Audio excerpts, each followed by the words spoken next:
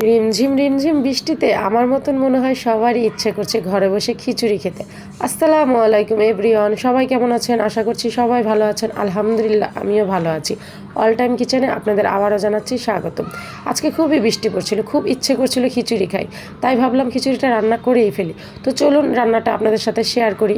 তো এখানে আমি একটি প্যান বসিয়ে দিয়েছি। এখানে আমি 8টার মতন দারচিনি দিয়ে দিয়েছি, 7টার মতন এলাচ দিয়ে দিয়েছি, এখানে আমি 4টার মতো তেজপাতা, এখানে আমি গোলমরিচ দিয়েছি 5টার মতন লং দিয়ে দিয়েছি। এখন আমি পর্যাপ্ত পরিমাণ তেল দিয়ে এটাকে হালকা একটু গরম করে নিব।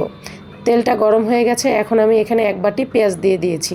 এখন আমি পেঁয়াজটাকে ভালোভাবে লাল লাল করে ভেজে নেব।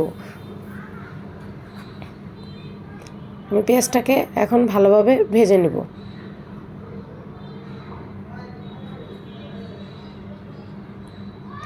এ পর্যায়ে আমার পেঁয়াজটা ভাজা হয়ে গেছে, লাল লাল হয়ে গেছে। এখন আমি এখানে আদা রসুনের পেস্ট দিয়ে দিব। এখানে আমি 2 টেবিল চামচ আদা রসুনের পেস্ট দিয়েছি। এখানে আমি আদা রসুন একসাথে ব্লেন্ড করেছি, তাই আদা রসুন মিলিয়ে আমি এখানে 2 চামচ আদা রসুন বাটা দিয়ে দিয়েছি।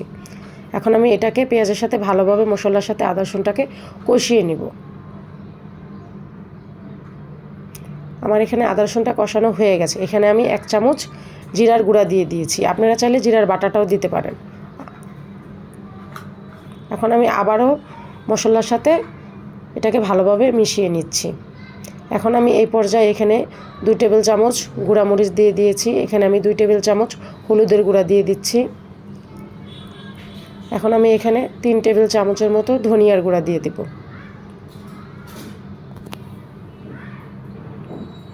এখন আমি আবারও মশলাটাকে ভালোভাবে কষিয়ে নেব। এই পর্যায়ে এখন আমি এখানে সামান্য পরিমাণ পানি অ্যাড করে নিব।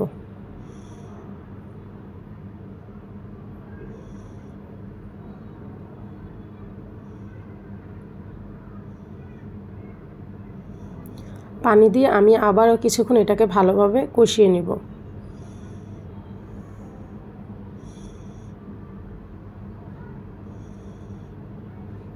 আমার কষানোটা এই পর্যায়ে ভালোভাবে হয়ে গেছে। এখন আমি ধুয়ে রাখা চিকেনগুলোকে এখানে দিয়ে দেব।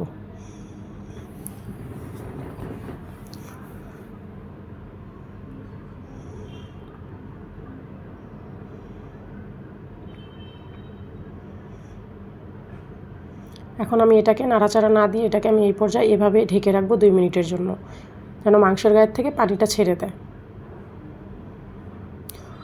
2 মিনিট পর আমি আবারও ফিরে এসেছি।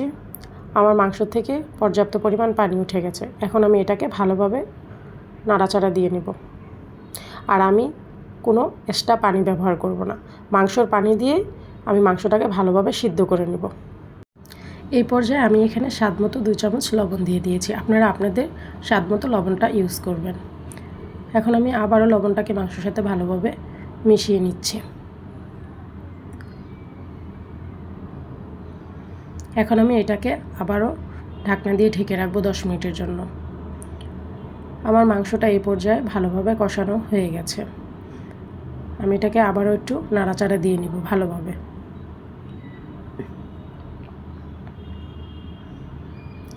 এখন আমি এখানে 2 চামচ গরম মশলা অ্যাড করে নিব। আমি গরম মশলাটা দিয়ে এটাকে 2 মিনিটের জন্য ঢেকে মাংসটাকে আমি উঠিয়ে ফেলব।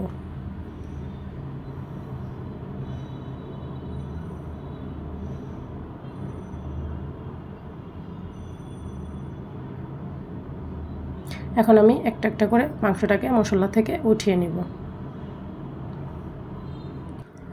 অবশিষ্ট মশলাতে আমি এখন পোলাওর চাল ডাউলগুলো অ্যাড করে দিব। এখন আমি চালটাকে মশলার সাথে ভালোভাবে কষিয়ে নিব। আমি এখানে মোট 1 কেজি চাল ডাল নিয়েছি। আমি এখানে 2 পদের ডাল নিয়েছি। আমি এখানে 2.5 পটের মতন পোলাওর চাল নিয়েছি, আর 1.5 পটের মতন মুসুরির ডাল আর মুগ ডাল অ্যাড করেছি। আপনারা আপনাদের পরিমাণ মতো নিয়ে নেবেন। আমি এখন চালটাকে ভালোভাবে ভেজে নেব মশলার সাথে।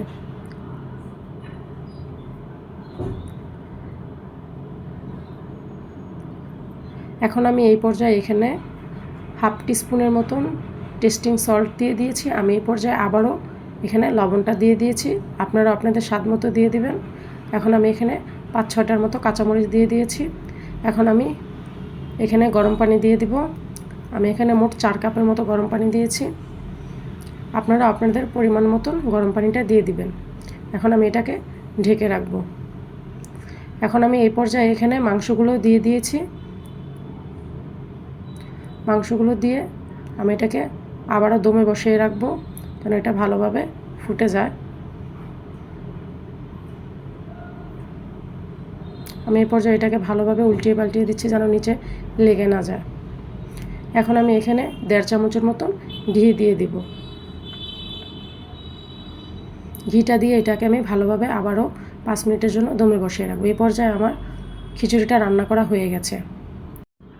আশা করছি আজকে আমার এই রান্নাটি আপনাদের সবারই খুবই ভালো লেগেছে। আমার রেসিপিটি আপনাদের কেমন লেগেছে অবশ্যই জানাবেন। মাশাআল্লাহ, খিচুড়িটা দেখতেও যতটা সুন্দর হয়েছে, খেতেও অনেক মজা হয়েছে। আমার ভিডিওটি যদি আপনাদের ভালো লেগে থাকে তাহলে অবশ্যই আমার চ্যানেলটিকে সাবস্ক্রাইব করে দিবেন। আমার ভিডিওতে লাইক, কমেন্ট, শেয়ার করে আমার পাশে থাকবেন। আজকের মতন ভিডিওটা এখানেই শেষ করি। দেখা হবে অন্য কোনো ভিডিওতে। সবাই পর্যন্ত ভালো থাকবেন। আসসালামু আলাইকুম।